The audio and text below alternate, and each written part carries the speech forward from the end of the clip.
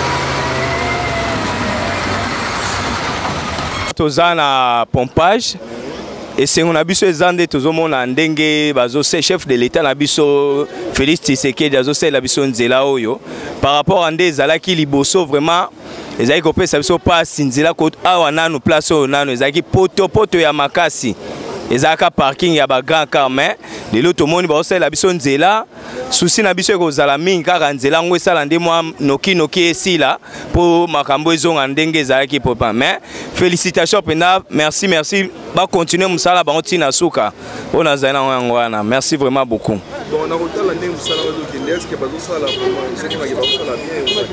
Oui ezomona misala ezosalema par rapport à nde ezalaki liboso ndenge bandi banda kuna na virage ya Brekin koko matiawa misala ezosala mapenza soki esili nde toyeba siko sentiment nango penda ekomona nzela eza malamu. Bon avant nzela ezalaka nango kala nzela ezalaka nango mais eyaki kobeba batika ngo pe kaka bongo ba érosion ekoma ba mai ekoma ekotonda awa par rapport à pont ya cinquantenaire awa mai ya nyonso banda obimela me babongiseli biso makambo nyonso ngo totala pe par rapport à misala nde esalama misala ekende nango malamu.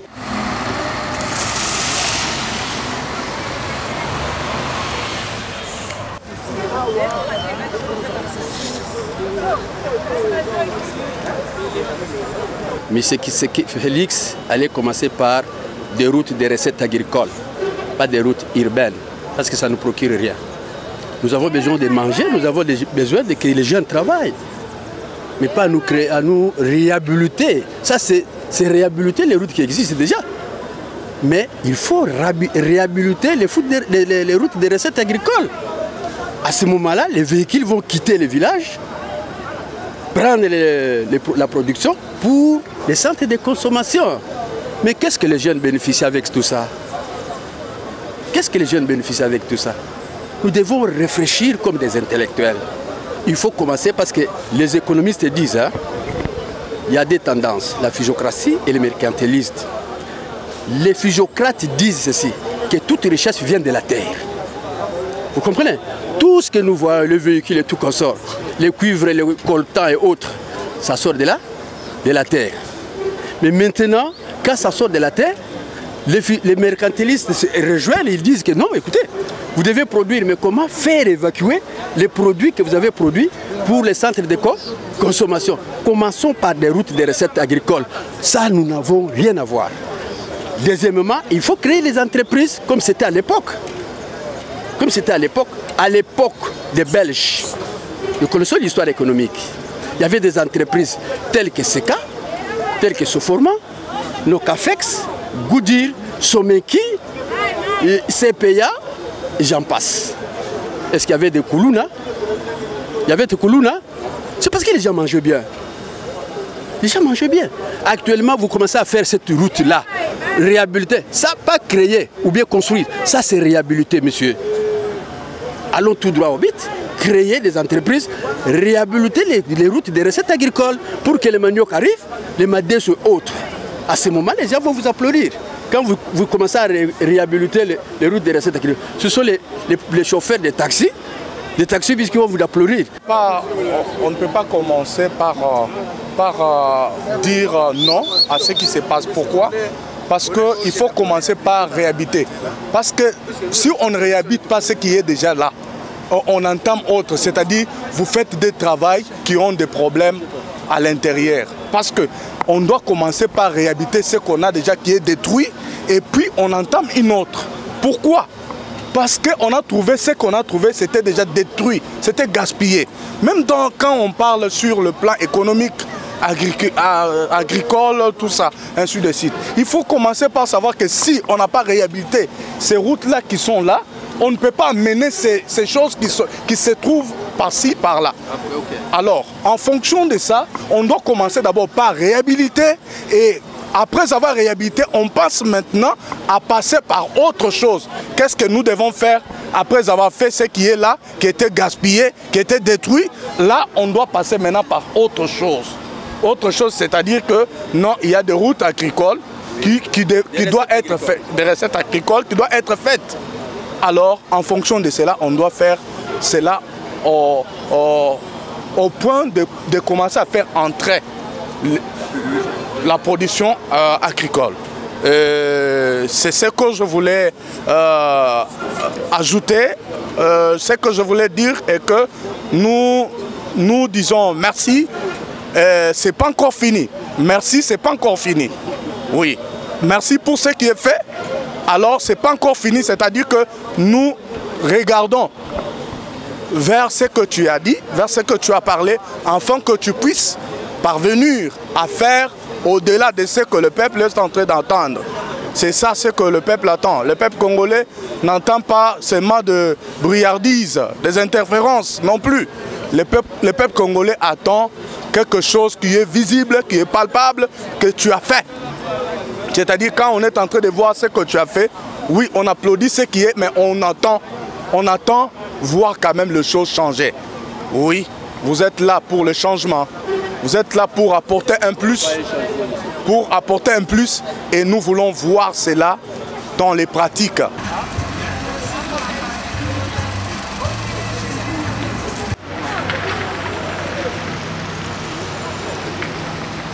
Santimeza mingi. Mais ban na biso a classe banda konyo kwa manzele zate poto. En tout cas ce qui mboule beti faut la tababot. Mais to CP na musala papa fachi vraiment zo sala e umela. To ngi pe musala ngwe umela te parce que to zonyo comme polo ko malatongo. To ngi me ba travailler ba zo sala ba lia bien pas dans la volonté au sala musala. Ah, collier za bien te ba futa bango bien te. Yangola musala c'est net moi ko fanda. Mais elle a essayé déjà de lingi et s'arrêter te que ne liboso. En tout cas, ça m'a pambola papa la président Moussala a initiative à Zui. En tout cas, ça m'a pambola et banzela ne que kende que ne pour libérer et s'arrêter te. Nzela la biso pompage, c'est que nzela moko vraiment ma base. C'est que même passer côté à côté là puis que va na pompage azo bailler.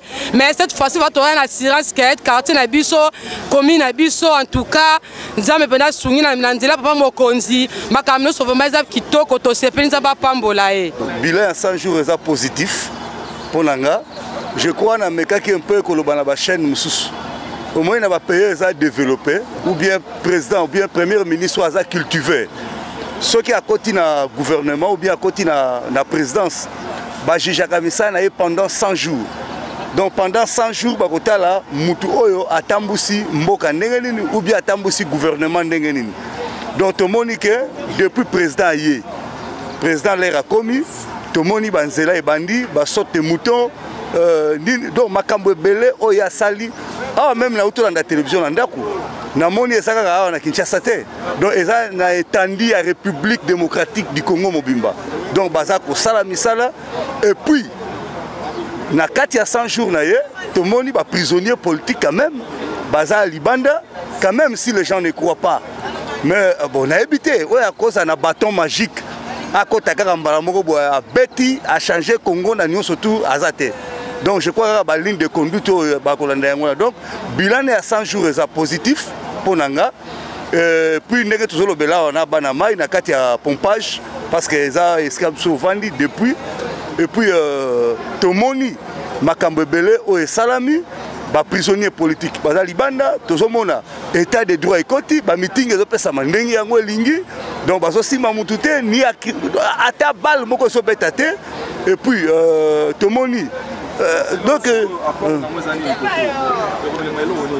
bon nzela o eza bien pour to éviter bon boula ba ingénieur ezandeni d'abord pour ndenge baza ko apprendre biso ndenge bazo forêt wana ne tomoni bazo forêt donc nzela ko le kalikolo. Donc, tu as évité, ceux qui vont faire la paix à 100 sobolicolo, on ne sait jamais. Mais, pour la conscience, ça va embouteiller. Donc, on a assez oyo.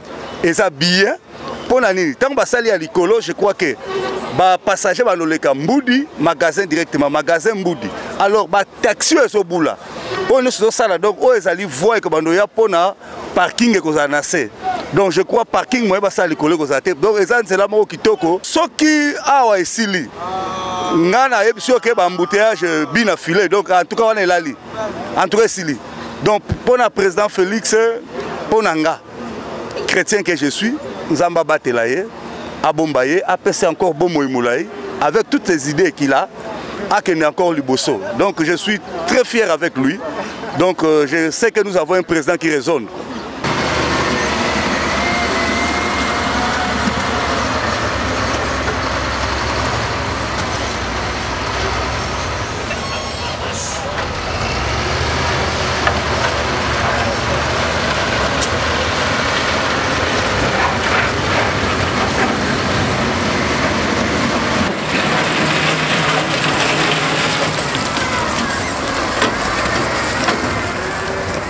C'est terminé Moussala Salama Awa, pe banda outé époque biso to koli Awa. To ebeki koto Zaki Boité, Zaki Liboso prince Zaki Liboso banda breaking tito koma Awa. Siko to comprendre te oui, siko nde Moussala ya kala o ezalaki Awa, nde zongi siko me babakisi mosusu. O président Sali na lelo to sepe na omingi. Comme tel to sepe liboye po to zoma déjà ba prince mosusu zoya likolo mosusu zanase a papo ba potopoto ezalaki Awa, dérangement makasi, mais lors Liboso to regretter makasi.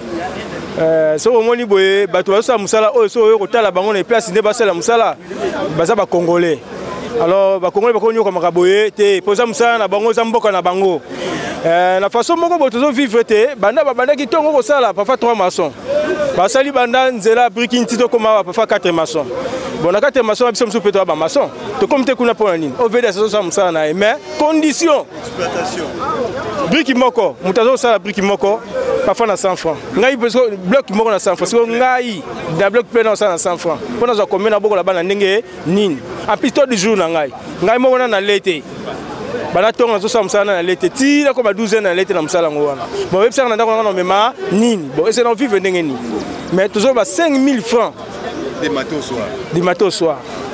Bon, et ça siko. Est-ce que msalango toujours c'est pour la poser des publics au sala oui après so VD. Oui VD za mutamboka, amona mboka. Abongi service peka même atana mingité. Pour maso ba sopa na ba sala, poser msala ba maçon. To sala même mboko to tongi yango. Mais ce qui va condition moza malamu te. To tonga ngo ndenge nini. Nasi maloba nga yango na lobete mukonza moko tala nanu azonga nanu pena sima na kozua charge d'abord nanu na bato oyo ya lobaki ete le peuple d'abord wa peuple yango bango nde basala mosala soki peuple yango azo ko vivre bien te bon ba maso ba vivre ndenge ni ba contribuer ba vivre ndenge nini ba aide ba kozala wapi alors bato ba vivre ndenge nini ba aide bazate alors mosala yango to sepeka na OVD ko bazu mosala mais ayeba te pasi ya ba congolais ezali peuple d'abord.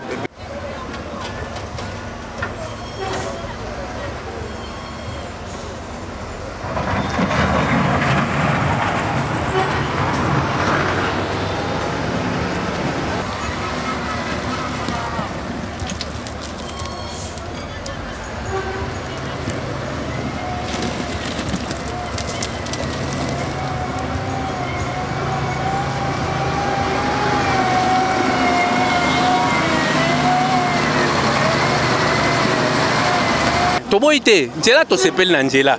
Mais patience bandi aussi là, to bandi ko lemba. Po to uti na misère, to zo kotaka na misère, changement zate. Pas souffrance, plus ko rezo comme plus que par rapport à ndeto zalake.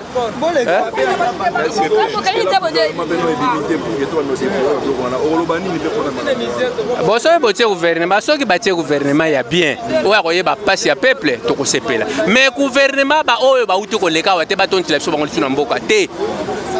Papa qui sait que Sokozo Yoka, Boluka Bilongi Oya Sika, Oba Salanamte, na ba gouvernement yo se utuko lekao. Bozong c'est la soba Oba détruire Mbokate.